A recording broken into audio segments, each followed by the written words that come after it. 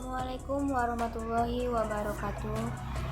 Kami kelompok 3 akan mempresentasikan hasil makalah kami yang berjudul Teori Produksi Islam, yang beranggotakan 4 orang, yaitu Anita Santri Caniago, saya sendiri sebagai moderator, dan Cynthia Delvianti sebagai penyaji, Mujahid Rohyan Askia sebagai penyaji, Abdul Hakim Saputra sebagai notulen. Baiklah teman-teman, langsung saja kita mulai pada pembahasan yang pertama. Dan pembahasan yang pertama akan dibahas oleh Cynthia Delvianti. Saya di sini akan membahas tentang produksi yang diharamkan dalam Islam. Nah, sebelum masuk ke teori tersebut, kita harus tahu nih, apa sih produksi? Jadi, secara gambaran umum itu, produksi itu yang menghasilkan barang dan jasa ya. Nah, dalam Islam sendiri ada kok pengertian produksi yang dikemukakan oleh Kutub Abdus Salam Dubai, yang berarti usaha mengeksploitasikan sumber-sumber daya agar dapat menghasilkan manfaat ekonomi.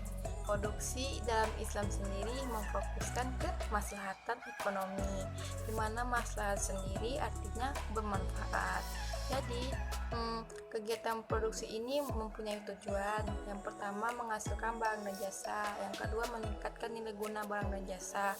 Yang ketiga, meningkatkan kemakmuran masyarakat. Yang keempat, meningkatkan keuntungan. Yang kelima, memperluas lapangan usaha. Yang keenam, menjaga keseimbangan usaha dalam perusahaan. Kita masuki materi yang kedua, yaitu tentang produktivitas dalam Islam. Nah, dalam Islam sendiri bekerja itu dinilai baik loh, bahkan ibadah.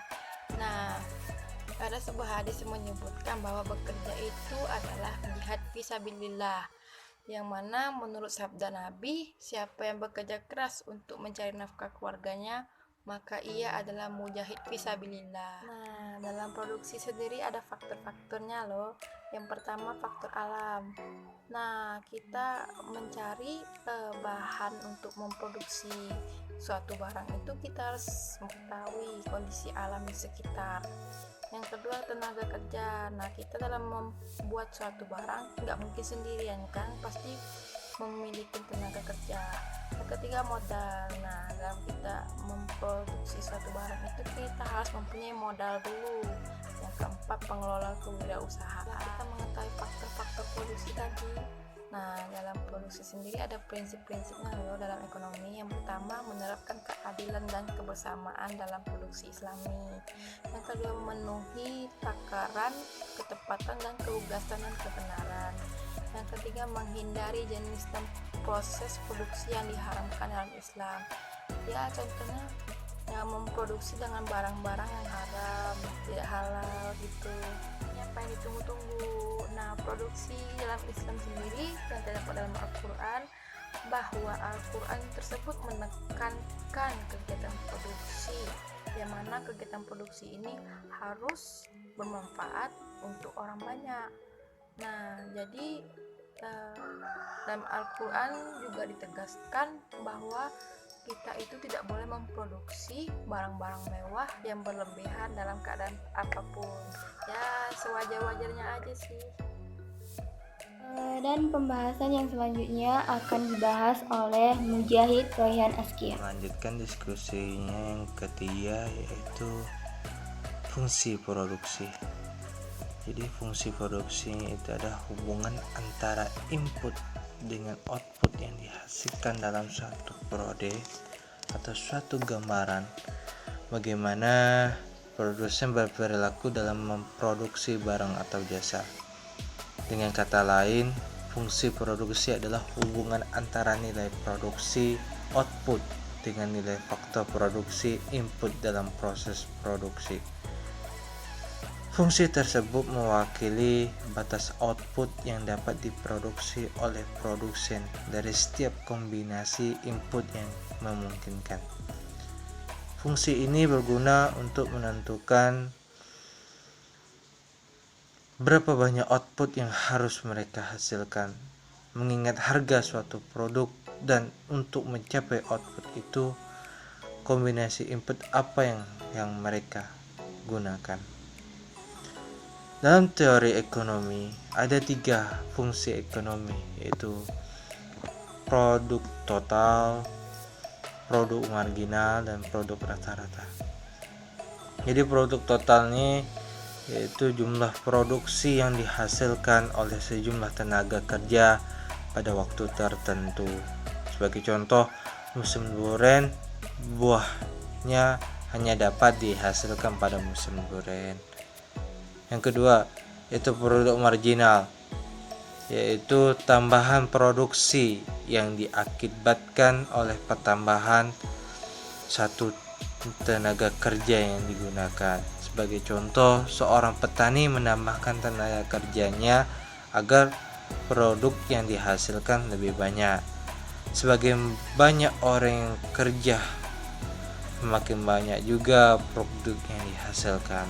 Sedangkan produk rata-rata yaitu produksi yang secara rata-ratanya dihasilkan oleh setiap pekerja.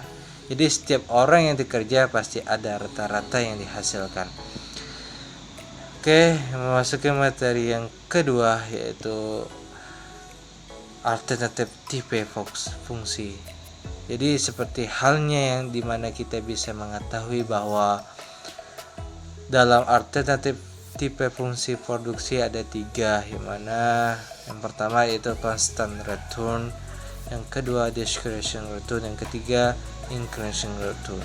Jadi constant return ini terjadi bila tambahan output yang dihasilkan sama dengan tambahan inputnya.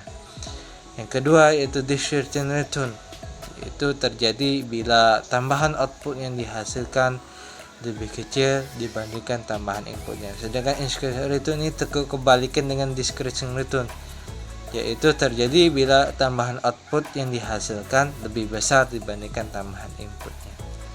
Oke, baiklah, diskusi saya kembali ke moderator. Baiklah teman-teman, itulah hasil presentasi kami tentang teori produksi Islami.